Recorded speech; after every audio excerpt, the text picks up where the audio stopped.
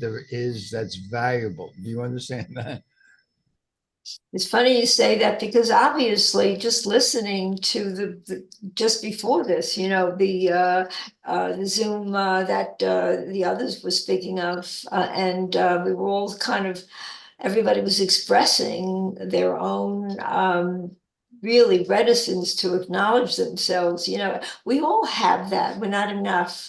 It isn't enough. I could be more. And, like you're right. I look at Lynn and I think she has so much, and I look up to her, and I really do look up to the fact that you're so knowledgeable and you could really express so well. And I look at that and I envy that. So you see that we're always looking at the other one. It's so obvious, really.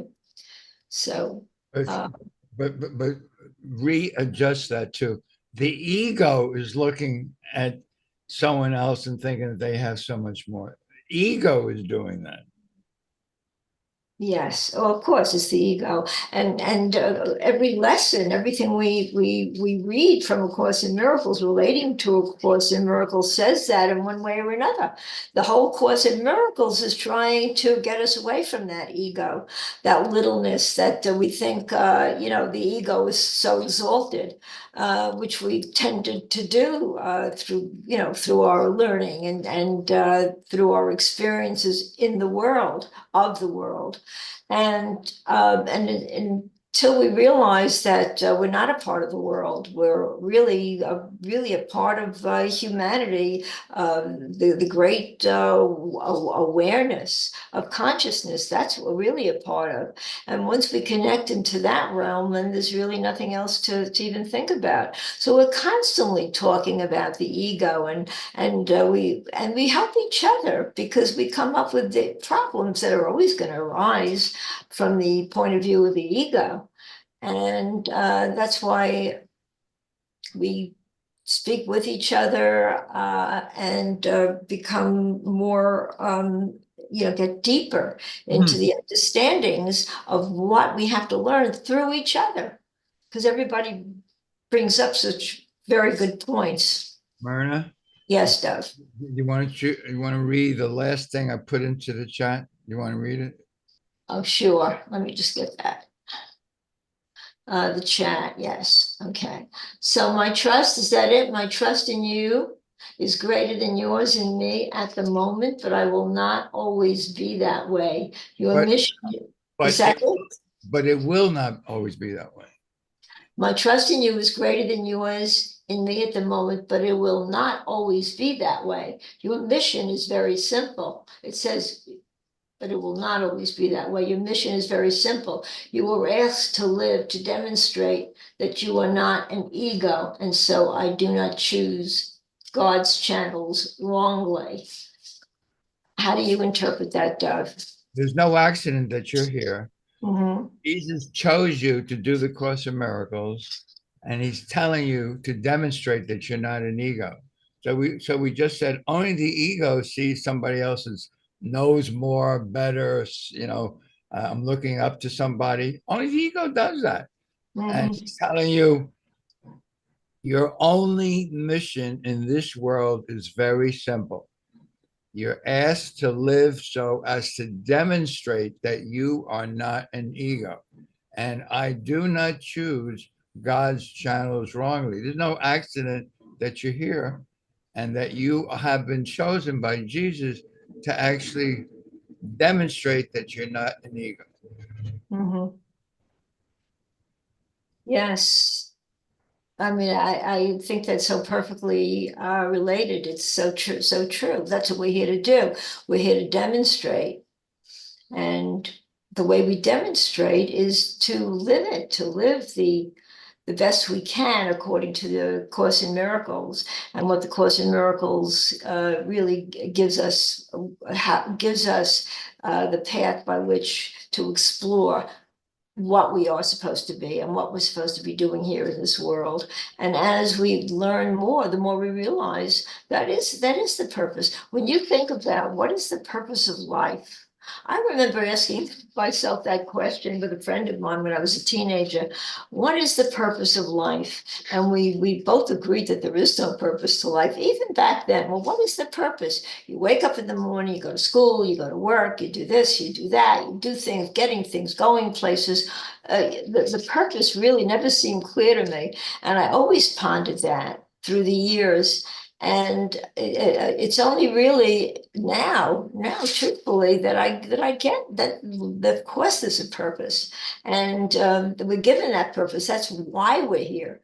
And then when we can separate ourselves from the ego by just living accordingly, then other people get it, and we see examples of that all the time. We see the truth of that, because then we find that that it's easier to be in another person's presence in a group and so forth, because you're demonstrating, and they get that. They get the ambiance, the feeling, the essence of who you are, and that's what you attract, and that's what we do attract, and that's what we live to become further involved in, because the more we experience the betterment of who we are, the more we experience, because the Course in Miracles talks about miracles, talks about angels. We begin to realize we're not alone in the world. Even today's lesson mentions, I like today's lesson, actually. I call upon God's name in my own. And that's a good lesson to get into, because I'll just jump down to paragraph 5. Repeat the name of God and call upon yourself with a capital S, whose name is his. So if God can say that we are that we're just as holy as he is, because that's the first sentence of this lesson. God's name is holy, but no holier than yours. To call upon his name is but to call upon your own. So I'm holy. The Course in Miracles is telling us in no uncertain terms that we are holy. And if we're holy, then we can then live the way a holy person should live. And how does a holy person live? Somebody that tells the truth, somebody that understands truth from fiction, a truth from a lie. A lie is not real, only the truth is real. And a holy person is a person who tries to love the way God loves, to exude the feelings that we get when we're connected to God's spirit. Very good. Thank you. Yeah, I'm looking at today's lesson also. I think people might think it's kind of cheeky. He's saying God's name is holy, but not holier than yours. But it is because it is our own. It is our name, and I love this in paragraph 2. He says, "Say his name, and you invite the angels to surround the ground on which you stand, and sing to you as they spread out their wings to keep you safe and shelter you from every worldly thought that would intrude upon your holiness." That just is so beautiful to me. Isn't that fabulous? Fabulous. Go ahead, Lynn. I love that. Yes. And I just mentioned angels. We're surrounded. It tells us that there are angels around and around us. Yes. That we abound with angels. Yeah. And of course, we don't see them because and don't experience that they're here. But just think if you did that, if you just spend time just experiencing the life that's around you, the spirits that are around us, and and just allowing them to love us. What a sweet and beautiful thing that is. I mean, you can do that in meditation or out in the woods or something. I do that because I love angels, and I've always collected angels, and if anybody's ever wondered what to give me, they always give me an angel. So I just have angels everywhere. But it just reminded me that, they are here. Yeah, I love angels too. I really do. I feel sometimes I say to myself, I'm feeling an angel. It happens when I'm trying to go to sleep at night. And I feel this sense of calm around me. And sometimes I feel myself almost inwardly vibrating a little bit. And that happens when I'm just about to fall asleep. And I always acknowledge that there are angels right there. And I just feel it. And yeah, I too, speak about angels, and I'm fascinated really with the angel world. I listen to people speak and they say you have to call upon your angels because they have nothing to do. They have nothing to do but wait for you to call on them and ask them to help you. I've heard that spoken that way. And I kind of laugh at that because what are they doing really? They're waiting on me? Yes, so. Yeah. I think it's more that they're waiting on our willingness On a to really. accept and receive what they're offering to us.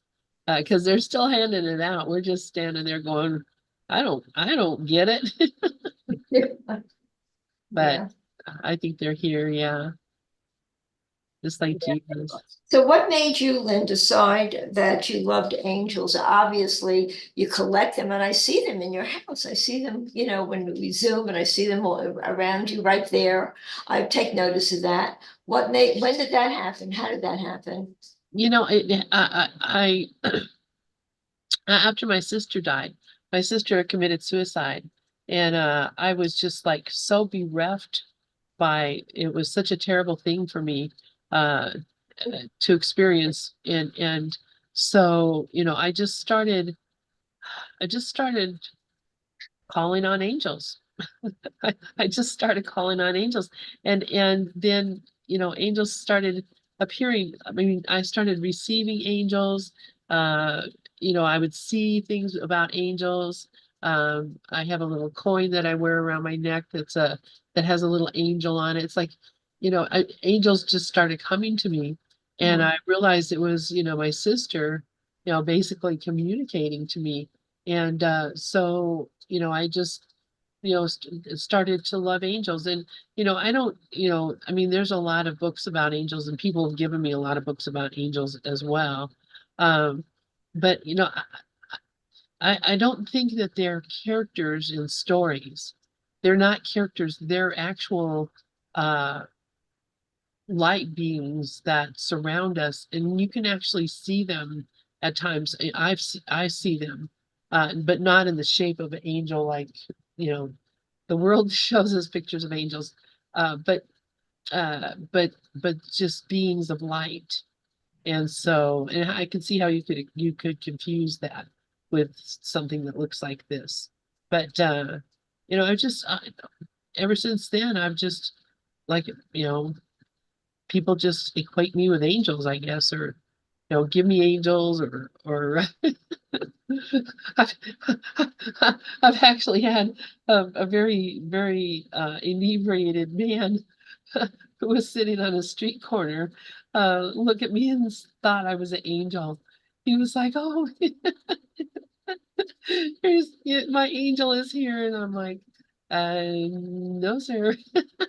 I could understand that somebody would think you're an angel. Yeah, yeah. It Yeah. was very funny and very sweet. Uh, Yeah. Uh, but yeah. yeah. When What did I about have you? about me? Okay, well, I've had some interesting things in my life that I attribute to angels. I remember when I was in New York and I used to go shopping downtown because I had a store and I used to shop for supplies, and I was on Broadway at 42nd Street, very, very busy. And I wasn't I guess not paying attention. Okay. And I had my packages and I'm just walking across the street, and thousands of people are around. And all of a sudden I see one woman go like this. She was an Afro-American woman, beautiful. And she was going like that. I just noticed her. like that. And I just knew to step back, and with my packages and whatnot, I stepped back and with that, a truck is backing up. I mean, I would have been toast for sure. So that was an angel for sure. And I told, you're my guardian angel. I can tell you stories. There are angels on the highway. I remember when Charlie, my husband, had a back operation, and we would decide to take the kids. We had a carload of kids going to the Hamptons. We were going to go skiing. He had 3 of his. I had 2 of mine. We had a station wagon, and we're driving miles and miles, and it started to drizzle a little bit, and you don't see any cars for miles around. And all of a sudden, our car has a blowout, and sort of we just really don't know what to do. Those were the days before the cell phone, and the kids are starting to get a little frightened. The little one, Charlie's youngest one, starts to cry, and with that, a truck pulls up. I told this story to Dove, he probably a long time ago, and it was a white truck. And a man in white coveralls out of nowhere. Where does this truck come? A white truck. And sitting next to him was a white dog. It was all white. Everything was white. And he jumped out of the, never said a word. I got to tell you, within minutes, I don't know how he did it. He fixed the blowout, fixed the tire. Charlie couldn't have done it because he had a back operation. Plus the fact, Charlie, I think he had used a butter knife as a screwdriver. I mean, to the extent of how he could repair things, that was amazing. And we just looked at each other, and he jumped back into his truck. And I got to tell you, we looked up the road, down the road, and there was no sign of a truck. Okay, so that had to have been an angel. There were a couple of other times. And I'll tell you one more. I mean, these are I've lived a long, long time, so I have these experiences that I've accumulated. I was sitting on a chaise lounge next to Charlie once, and we had the kids around, and I was going in and out of the water with them. We were at a pool, and I kind of separated myself from the kids aside. I needed to make a phone call, and I sat on my lounge, and suddenly I felt very, very cold, very cold. So, and there was a spot of sun a few feet down. So I took my phone and decided to make the call in the sun, where it was warmer. And all of a sudden, a tree comes tumbling down right through the lounge, right through the chaise lounge, the towel, and embedded itself into the ground. What made me get up? Okay, so that's why there's nothing and that, if anything, has made me see more than anything that nothing can happen. Nothing can happen to us. We are protected, and even the physical is protected if we just, demonstrate that that we don't have to worry about anything. And if we don't worry, we're surely protected. So I really believe that. I don't worry. I'm telling, I really don't worry about anything. I say that, yes, something might happen that might trigger me for the moment, but I'm not the way I used to be at all. It's not a problem. It's not a devastation. What it is a belief, a feeling that I'm okay. Okay, I don't have to get into the dynamics or get into the what is the word? The drama of it all. I can stay with, forget the drama, just stay within the world of peace, recognizing that you are cared for.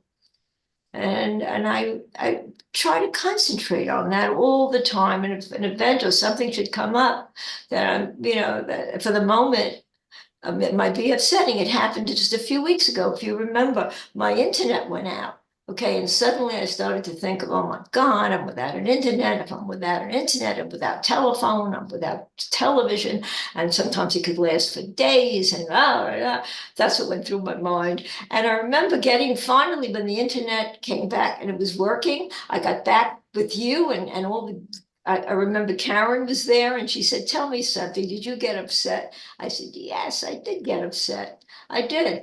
But the internet came back on. Everything was working. But I was given a second shot at that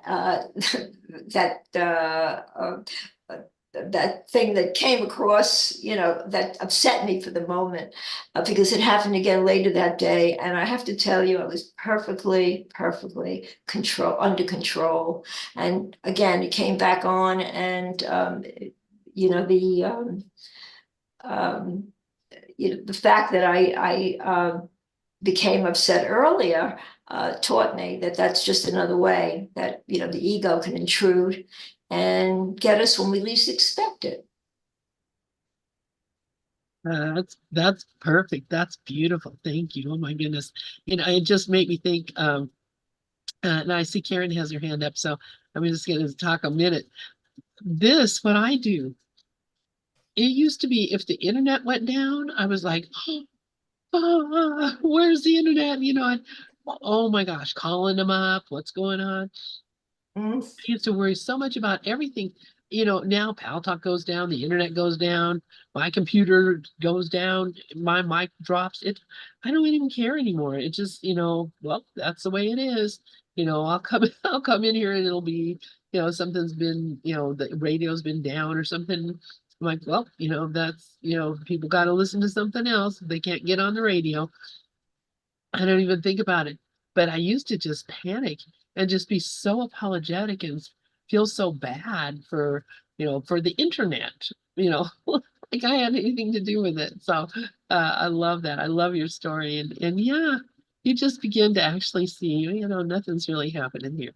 Karen, please go ahead. I don't know why I'm telling Karen to go ahead. It's your show. No, I don't see anybody's hands, so please, for some reason, I'm not seeing hands raised. Oh, there's, Hi, ladies. Can you see this angel? oh, I see that angel, yes. I Yeah, use this that's angel. I quite an love this angel. angel. I love angels too. And this angel I use as a bookmark. Oh, And I have all my books, and this angel's on one end of my books. And I feel like for me, when I got hit by a car when I was 13, and I was thrown through the air, literally thrown through the air. I was landed on my back. My shoes were thrown off. I mean, I fractured my knee. I had internal damage. I had all kinds of stuff, all kinds of things. I felt like at that time, I literally felt like there were lots of angels around me, like that actually, not just one, like lots of angels around me that just protected me because I should have been either dead or paraplegic. That's how bad the accident was. So I do believe that. But then again, I was 13. I mean, now, you know, practicing the course and listening to Ken Wapnick, I kind of have a different idea about it now.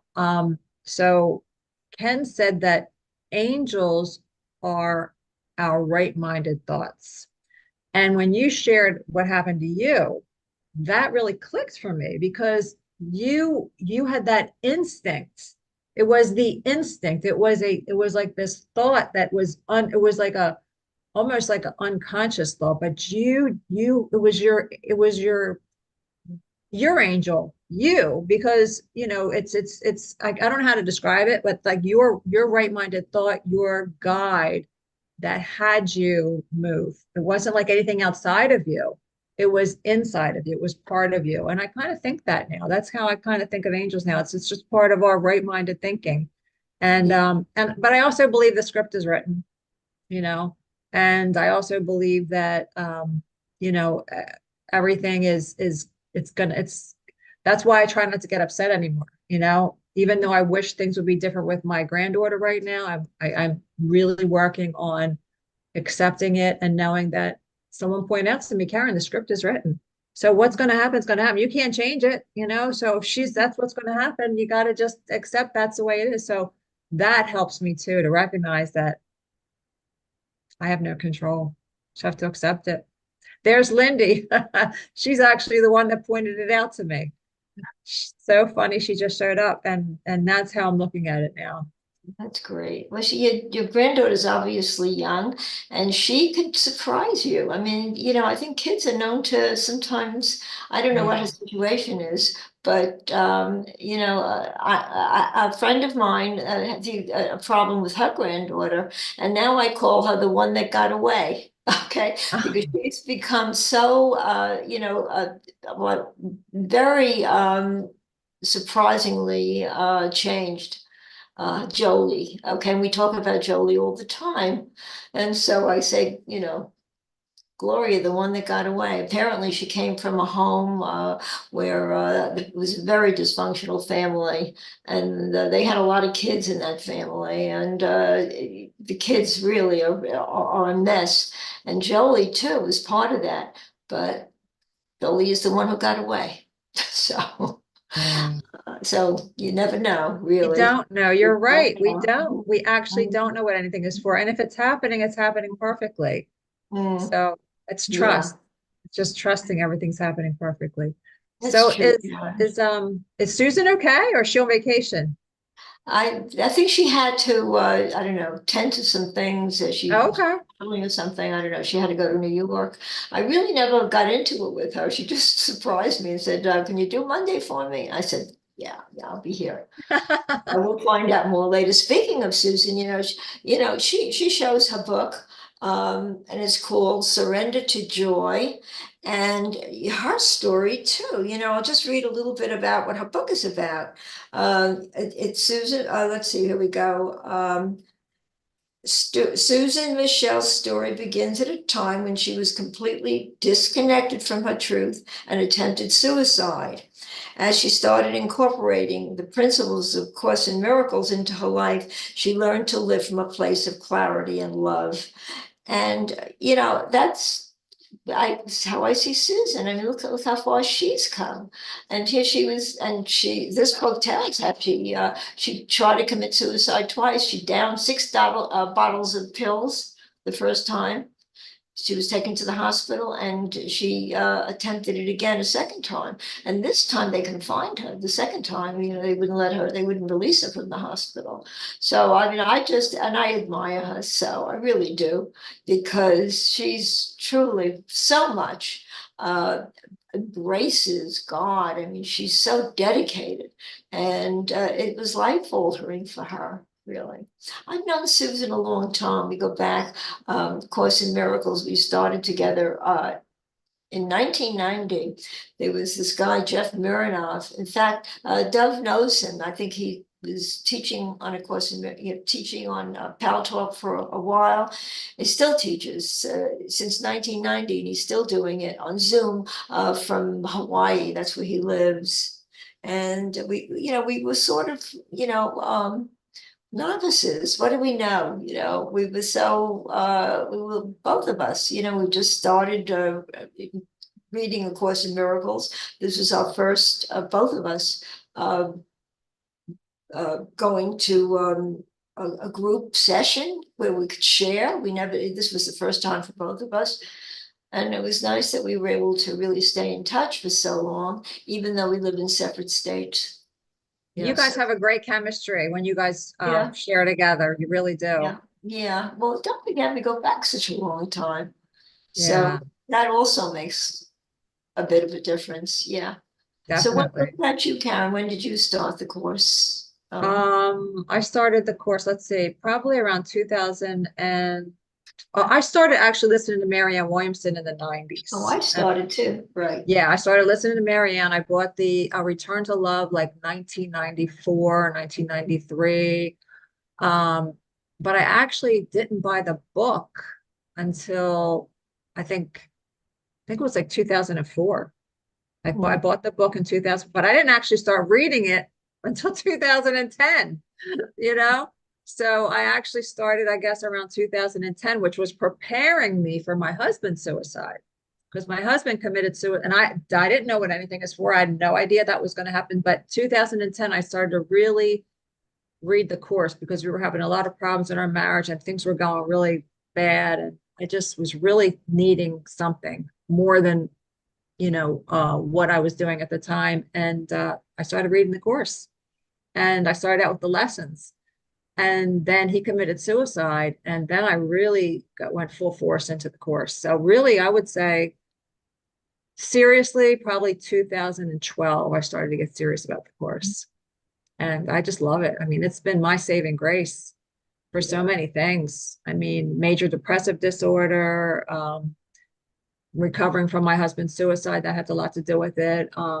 just dealing with life, dealing with anger issues, learning to accept things as they are, forgiveness, I mean, true forgiveness, it's like I held on to things, and it's just, it's a beautiful way to live. And I'm just so grateful, and I'm happier. I'm a lot happier. There's a big difference between true forgiveness and forgiveness, right? I mean, the true forgiveness is what we have to learn. I find that everybody that I know who's a Course in Miracles student has had some very devastating things happen Yeah. to Yeah. them. Every one of us. So I Absolutely. have a feeling that it's given to us because this is what we need. And this is a very strong antidote to pain, I think. I agree. And well, Ken says, if people that use this course are like, if you're doing good, if you're happy, you don't need this course, he says. People that are happy and doing well do not need this course. And that's why a lot of young people don't need this course, because they already think they know everything. They think they know it all already, and they haven't been through a lot. Once you start going through life and you're going through changes, and especially pain and loss, this is beautiful. I mean, it's such a great way to live, and just to learn and to recognize that, taking responsibility is a big deal. I used to blame a lot, and I don't blame anymore. I can't blame. I cannot blame. I take responsibility now for everything, because I know that it's only me. It's only coming from my own thoughts. And that really, it seems simple, but when you weren't used to that, when you were used to, projecting and blaming, and, it's a beautiful awareness now for me. I'm so grateful for that. Hi, Lindy. Anybody else? Lindy, anybody? I think McKaylee had her hand up. McKaylee, did you want to I share? don't see anybody's hand, so please, if anybody, I really don't, for some reason, I'm not getting it on my screen. You see anybody? Oh, Lindy has her hand up. Yes, go ahead. There, I see that now. You have to unmute. There you go. Everyone, how are you? I hope you all are doing wonderful. You sound wonderful. I was listening to Sharon say things about why she uses the course. I have to tell you, I just simply love the conversations. Okay, I'm gonna release the mic, but I just had to add that little tidbit. Oh, and Lindy, can I just tell you something real quick before we go to McKaylee? You helped me the other day when you were at the meeting, and you talked about, how basically predestination. Yeah, And I was wondering about that. And then we were talking about how the script is written. It made me really get in tune with that, and really release a lot of the feelings I was feeling about my granddaughter, and just I'm much more accepting about things now, because whatever's going to happen it's written, and it's going to happen. So that helped me so much. Yeah, the course taught me, had changed my thoughts, transcended my thoughts from right or wrong to it is what it is. I was like, gosh, I'm picking up such good principles and concepts and precepts from these conversations. I just can't tell you ladies how much I enjoy listening to all the sounds that are coming from the Zoom room and the power room. Now you're making up the Zoom room as well. Miracle. Yeah, see that you're making up that Zoom room now. See that you're a part of it, and so we love listening to you too. I mean, we all share, and whatever comes out is subject to really a discussion, whatever comes out. And the Course in Miracles always comes into it, because if we talk about a situation, everybody jumps in and sort of gives their input. McKaylee, you have your hand up. Unmute. There you go. I just wanted to say on what you were saying earlier, Myrna, about Susan. Michelle. You know, wonderful actually to hear all of your stories and also the books that you've written because growing up myself, I used to do modeling because I was tall. And if people kind of look at you and they say right away, they say when you're young, they say like, oh, you need to go into modeling, you need to do that. So I could relate with Susan Michelle because I got out of it at an early age. But I had a best friend from high school, and she almost committed suicide too because she was beautiful, and she still is in her 60s, but she went to the Ford modeling agency, and they just tore her apart like you would cattle selling selling somewhere, you know, like you're a piece of meat, and she really took it personally. So it's you know, it's nice to hear these stories and this gathering, and because it relates to all of our life experiences. So thank you for Thank sharing. you. Yeah, it does. Anybody else? Well, I've been watching Celine Dion. I Am Celine is the name of the program, is the name of the documentary. And very interesting. She's got, I mean, she is so wonderfully talented, but she was stricken with a disease called SPS, stiff person's syndrome. It's not heard of because it only affects about 1 in a million people. But you know, everything, her muscles restrict, including her throat. When she realized that her throat was also affected, and you know, she speaks about how much singing was everything. Ever since she was 12, 13 years old, all she ever wanted to do was sing. And all it ever really spoke to her was when she was on stage, connecting with the crowd, connecting with the audience. And now she can't sing, and you know, she was tearful. And she was very interesting, but she was so cute too because she takes everybody into her closet. She's got this closet full of shoes. There must have been about 1,000 pair of shoes in this. You picture a library, a tremendous library with books. Well, those were shoes that she had, and she's looking around and she's saying, "I don't have anything to wear." That's what she said. I mean, isn't that so typical of all of us? No matter how much we have, we never have anything to wear. I mean, she just came through as a person, you know, that was really experiencing difficulty, speaking about her difficulty to the, you know, to the audience. And I mean, what a talent. But I just thought I'd bring that up too, because I was touched by her, you know, she's very affected by what's going on with her. So, Yeah, I haven't watched that, but I saw that it was on and it looks yeah. really good. And I love Celine Dion. And you know, these are the things that happen to us in the dream to teach us the lesson, or happen to other people that we can see that we learn something from. And it's all about forgiveness. That's really all that is going on here. And what Karen was saying about, you know, when she, you know, started actually realizing what the course said, made her really happy. And that's it, you know, we can be really happy. In fact, we're supposed to be happy, and God's will for me is perfect happiness. So anything that's not that, you know, there's, you know, something that we need to do.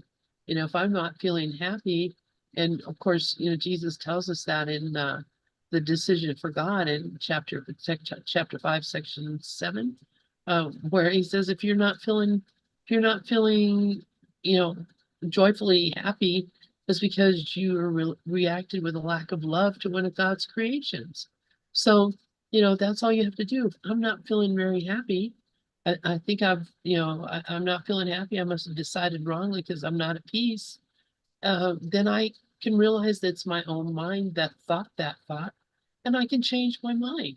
And when I change my mind, I can be at peace. So this is really what the course is not about. You know, let's forgive people because they deserve to be forgiven and they didn't do anything wrong. The course is all about forgive the fact that I thought that something could have gone wrong, and remember that God's love is the only thing that's real. And, once I realized that, then, all these other stories and ideas, all they are is a light shining to me and through me. And that's all we're here for, is to be the light. Yeah. Anyway. That's true. That's what we're here to do, to be the light and to extend it. As Doug said earlier, the ego projects, and the God in us, the Holy Spirit in us, extends. So if we constantly try to extend, and we know what the difference, we do know the difference between projecting and extending. And it is really such a godsend to be able to experience the extension that we're allowed to exude. We're allowed to, that we're given to explore, share. I mean, it's wonderful. It really is when we're feeling that, and we know that we're feeling it. We know that we've got it. We know that we're on a roll, and that's really what we need to, really recognize is what is more important than anything, to keep that frame of mind. Whereas we're feeling we want to be forgiving. We want to, extend love that we're certainly made of. I mean, what else is there except love? Because that's all there is anyway. When you're really thinking of what the truth is, well, all there is really love. And it seems to be muddled. The love, that we want to feel is not always, we're not always aware of it. And so it's just a matter of knowing, and with what you know, you can then share, and as best as you can. Yeah, and that's what you do all the time. Is we share love, and we look for love in each other, and we share love with each other. Mm-hmm. Yeah, you once said, Lynn, and I love that, to love the way God loves. Do you think we'll ever really experience to love the way God loves? I wonder sometimes, whether it's even possible in this world. Not in this world. I think that we can feel something close to it in this world, but I don't think as long as we're in a body believing that we're something separate from God, we can't really experience God's love fully. So, but we can experience enough of it to make us want more of it. That's kind of how I have I a near-death experience. I listen to people on YouTube sometimes, and they talk about their near-death experiences. Every one of them says the same thing. They finally realize what love is. It's not until you have an experience like that. I don't know if you ever had one of those. I think Glorian did. Yeah, Glorian did. I never did. I might have, I'm like Karen. I got hit by a car when I was 17, and I flew through the air and I landed on my face. I skidded on the ground, on a ground kind of a country road. But that's it's very funny how we how many people do you know that have been hit by cars? I know many people who have been hit by cars. It's crazy to me. But anyway, when that happened, I don't know what, I would talk to people for days that weren't there, but I didn't even know it because I was like out of it with a concussion. But my mother would come in and I would be talking to somebody who wasn't even there. So I was seeing something, but I don't remember any of it at all. So it's just a funny thing.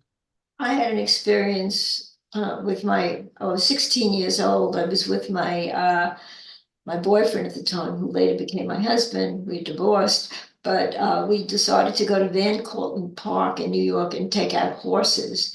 Here I am, 16 years old, pair of shorts, okay, and a t-shirt and sneakers. That's it. That's how I'm dressed. to get on a horse. And I got on the horse and they let us out. I don't think today they would ever do such a thing. Let two teenagers take a horse and just get out on the trail. And suddenly and the horse knew what he had on his back. Okay. He was not happy with me at all. Okay. And the horse took off, literally took off. And all I remember is it went flying over the horse's head, way over the horse's head. And I landed on my back on the dirt. Okay. And the other horse, my boyfriend's horse, I never jumped over me. I remember watching the hoofs over my head. That's another thing. Was there an angel there? Must have been, but that's something that I remember as well. We have mishaps. We're just lucky enough to get away with them How sometimes. funny. Yeah. Go ahead, Karen. No, that was it. Oh, Mandy was hit by a car on her bicycle. And she had, or not bicycle, motorcycle. She says she actually flew through the car. That you'd have to hear her story because it's really, really amazing. So I think I have, in fact, I'm pretty sure I have it recorded where she was telling me about that. And I might play it sometime because, I mean, talk about having experiences, she definitely had one. But yeah, wow. When you were talking about that, I was terrified for you. How did you feel when that was happening? Do you remember how it felt when you were? Yeah, I was scared shit. I mean, that scared me. Okay. But years later, I got back on a horse, and this time I did with lessons, and I was able to, at least stay on the horse. But yeah, it was a very frightening experience. Yeah. Did you break? Did anything break or? That's the thing. Nothing. No, I didn't break anything. Nothing. And the thing is, I think in this half an hour, I related every experience I had, okay, that showed that, I could have been in serious danger, but in every one of those instances, well, the one was really with the horse. I mean, that's what physically could have hurt me tremendously. But no, yeah, I was very fortunate. How funny, so And interesting. I was lucky that the other horse decided to jump over me. I mean, I wasn't kicked by it or anything. So maybe the horse was an angel. I don't know. Was your boyfriend riding the horse? Well, he was riding the other horse that went over that It went over you. Yeah. Yeah. He couldn't control his horse either. So. Oh my gosh, that's just amazing. They you horses or let you take out horses, but you couldn't do that today, no. But oh my goodness. Oh. I think in those days, everything was so haphazard, back when I was 16, a long, long time ago. I think today it's so different because, anybody can be sued for anything. I think a lot more care goes into being aware of the dangers. And, I don't think it would be easy for a kid to just go, maybe, I don't know. No, you couldn't. Yeah, no, that's because people have gotten sued, and people do, if you don't know how to ride a horse, don't get on a horse. It's really, that's a big dangerous animal, and and if they get a mind of their own about where they want to go, and you can't control them, then that could be really, really, really crazy. But that's just so funny. So thank God you weren't hurt. Yeah. Well, years later, when I decided to try riding again, I learned something about horses. I was in Colorado, as a matter of fact, when I got on a horse.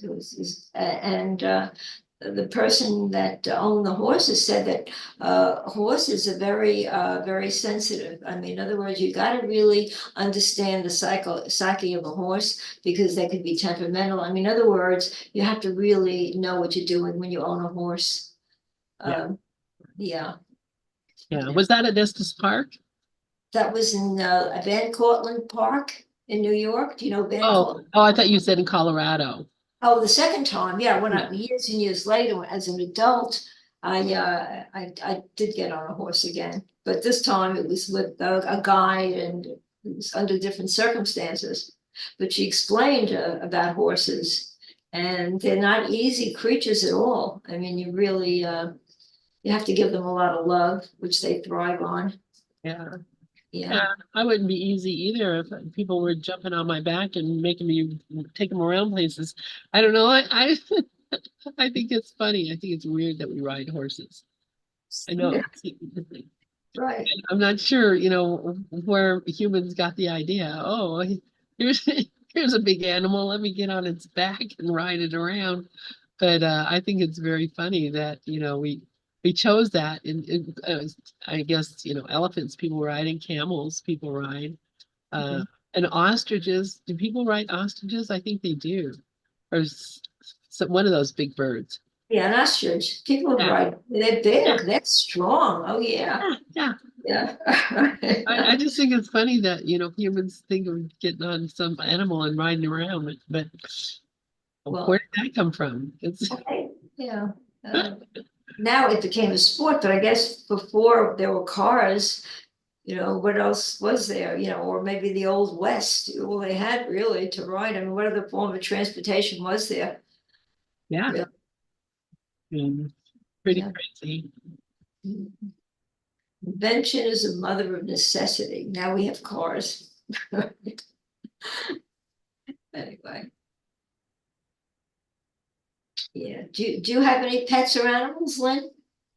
Me, I do not have any, but my family has cats. So my daughter and my partner, they love cats. So we kind of have a cat shelter or cat rescue operation here. So here in my house, I have 7 cats, which is illegal. We can only have 5 or else we have to become a cattery. And but we don't want to get licensed as a cattery. We didn't mean to get this many cats, but the mamas keep coming here and having babies. So what we do now is, like, we just had a mama, and we have about 14, you know, that come and go in our backyard. And so we have little huts that we made out of like little storage containers and insulated, and then we put out food for them every day for the cats and the birds uh, and the squirrels. We put out peanuts for the squirrels. So like my house is like a little nature preserve kind of. You have any foxes come by also? We have them here. Foxes, yes. Yeah. Mainly we get raccoons. So the fox is more down toward the river, but up here we have raccoons. About every night or every couple of nights they'll show up, and um they're very funny, very cute. But what we do now is that we had one mama kitty who had 3 babies. There's Wayne, who had 3 babies, and we were able to actually catch the babies and rehome them. So now we're going to take the mama, pick her up, and take her and get her uh, fixed so she Spay. can't have any more. Yeah, neutered or Yes. spayed, Yes. so she can't have any more. Yeah. Because that's what happens is, you know, they used to, maybe they belonged to somebody at some time, but you know, there's generations of, in fact, my whole neighborhood, there's all these generations of Siamese cats, because the lady that lived next door to us she just had a horde of Siamese cats. And so I think they had a puppy mill, and they actually sold animals from there. But anyway, uh, Mm. there's all these Siamese cats. I'm taking up your time talking about all my No, cats. because I'm thinking we have the same, I have the exact same thing in my neighborhood, my next door neighbor. had these feral cats, and what they did, to fast forward, is they trapped the mother female cats, had the cats spayed, and but the deal was, if they were going to do that, then they had to come back into the neighborhood. In other They come words, back in the neighborhood, I yeah. think the Humane Society lent them cages, and the thing is, if you're gonna do this, we'll spay them for you, we have to let them back into the neighborhood. So we have 5 cats roaming about, they're not gonna reproduce anymore. Oh, and So, they're sweet. These cats are all just as sweet as they Yeah. can be. We love them. And but I'm allergic to cats, so that Mhm. you know, or I always have been allergic to cats, so that's been quite a struggle for me. But you know, I guess you get over it after a while, because I am much better than I used to be. So anyway. so I see Rev Wayne is